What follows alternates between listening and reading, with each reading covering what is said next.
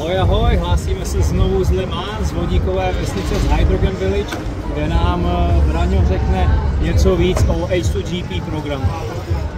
Tak, vítajte vo francúzskom Le Mans. Tento týždeň máme Le Mans 24 pretek a boli sme pozvaní programom Mission H224 do tejto vodíkovej dediny. Máme tu prezentačný stánok, kde si môže verejnosť vyskúšať naše vodíkové autíčka a popri tom vlastne sme odprezentovali našu spoluprácu s Toyota Gazoo Racing, kde môžete pozorne vidieť, že vlastne ľudia a pretekári, hlavne a vodiči súťažili v našich autíčkách o najrýchlejších koľko.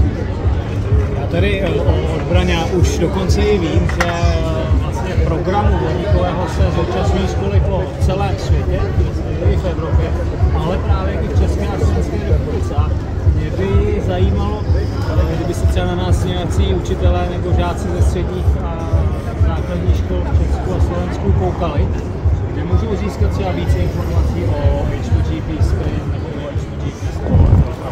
Tak presne ako je náš názov H2GP, čiže h2gp.com, web stránka, na ktorej nájdete všetky informácie, a ak by ste sa chceli